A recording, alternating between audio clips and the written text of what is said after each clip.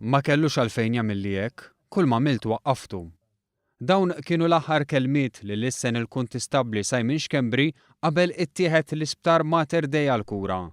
Dan żvelaħ Luka Crisafulli, wieħed mix-xhieda li deru quddiem il-qorti fil-kumpilazzjoni tax-xhieda kontra Liam De Bono, il-ġuvni ta' 17-il sena li jinsab mixli bl-attentat ta' qtil tal-kuntistabbli Xkembri f'Ħalluqa.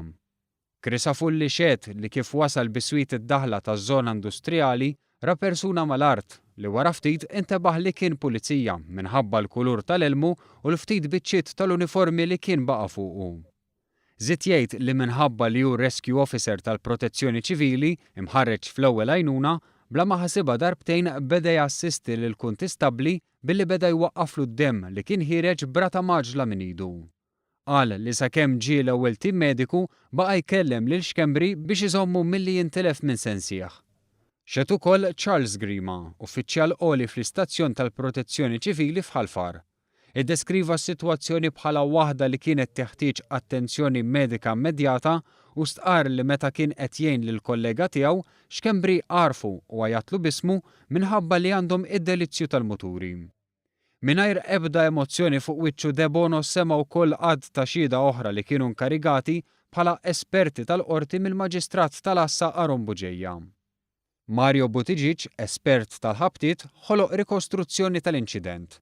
Qal li minn evidenza li ġabar minn fuq il-post jidher li kien hemm friction mark bajda twila 359 metru tul it-triq fejn seħħ l-inċident. Prova ċara tat-tul li tkaxkar l-elmu ta' Xkembri fit-triq. U żied jgħid li minħabba li l-mutur kien iżjed il fuq u mifhum li Xkembri tkaxkar mal-25 metru ieħor minn fejn tħalla l-mutur sa fejn bdew il-marki fl-art. Buttigieg elenka wkoll il-ħsarat li kellha l-Mercedes li kien qed isuq De Bono, fosthom fil-parafangu, fir-roti u fil-magna li ma ġewx ikkawżati meta tajjar lil Xkembri iżda meta ddaħal fil-ħajt fit-triq ta' Kandja fejn twaqqaf mill-Pulizija tal-Arajju. Innota wkoll kif il-karozza kellha żewġ chassis numbers differenti u li magħha kien hemm xi biċċiet tal-fibers tal-ħwejjeġ u xi slieħ frisk li jindika li kien hemm il-vittma taħt il-vettura. U talab lill-qorti biex jiġi identifikat is-sit proprju tal-karozza. Xed ukoll kitku tajjar li stqar li minn filmati li jeleva minn stabbiliment fil-qrib jidher ċar li Xkembri kien taħt il-vettura minħabba l-fatt li għal xi ħin il-karozza deret mollija minn quddiem. Ġew elevati wkoll il-filmati mill-kameras li jagħtu għat-triq fejn skidja De Bono, fejn tidher l-azzjoni kollha ta' De Bono minn x'ħin inqala l-pulizija minn mal-karozza sa x'ħin wasal it-tim mediku. Kutajjar żied jgħid li dwar l-inċident daħlu 10 telefonati fuq in-numru tal-emerġenza 112 bl-ewwel waħda tkun ta' persuna emozzjonata li rat l-inċident qudiemha. Fl-aħħar tax-xhieda tiegħu Kutajjar kien mitlub mill-Ispettur Fleri biex jeleva l-informazzjoni neċessarja mill-mobile ta' De Bono, inkluż telefonati u filmati.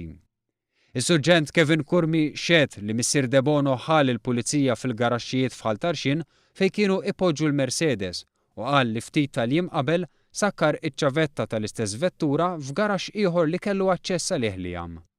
L-akkużat inżamm arrestat fil-faċilità tal-Jors fl-Imtaħleb bil-kumpilazzjoni tax-xhieda mistennija tkompli fis-6 ta' Ġunju quddiem il-Maġistrat Joe Mifsud, fejn fost oħrajn mistennija jinstemaw ir-recordings tat-telefonati li daħlu fuq il-112 fil-ħin tal-inċident.